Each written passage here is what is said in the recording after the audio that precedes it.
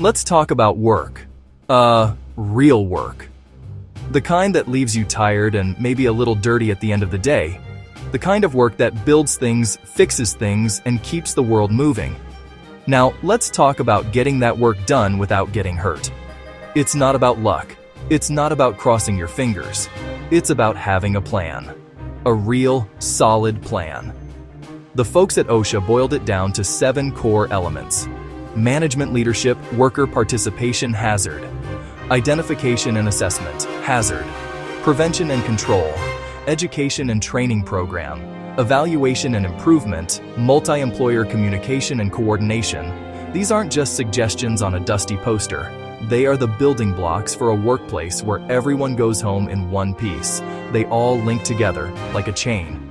If one link is weak, the whole thing can fall apart. So you need every single one. You can't just pick and choose the parts you like. It doesn't work that way. Think of it like building a house. You need the foundation, the walls, the roof, and the wiring. You can't just build the walls and call it a day. Each piece supports the others. Strong leadership encourages workers to speak up. When workers speak up, you find hazards. When you find hazards, you can control them. It's a cycle, a system that works when you work it. Too many people think safety is just a priority. But priorities change. Deadlines get tight.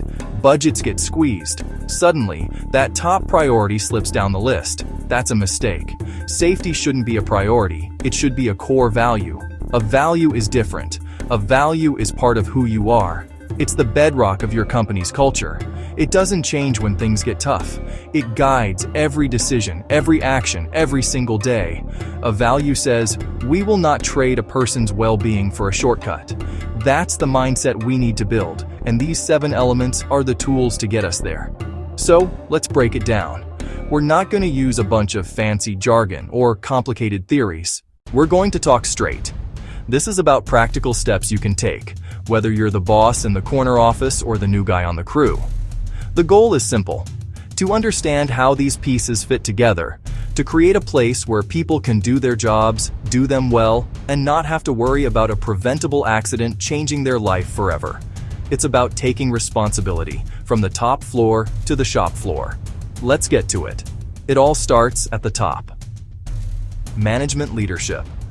This isn't about sending an email once a year. It's about showing up. Boss puts on a hard hat and walks the floor. Leaders prove they care about safety, not just say it. Put real money and time into the safety program. Make safety part of every meeting. Leader starts weekly meeting by asking about a safety concern. Leader celebrates a team for working safely. When leaders make safety their business, everyone follows. Sets the tone for the whole operation. Worker participation. Workers know where real dangers are. They see hazards every day. Give them a voice and listen. Create a system to report hazards or near misses without fear. Involve them in safety committees. Involve them in inspections. Involve them in incident investigations. Suggestion box, physical or digital, for safety ideas. Worker idea leads to a real change, e.g., new machine guard. That shows their voice matters and builds trust. Hazard identification and assessment. You can't fix what you don't know. Actively look for trouble.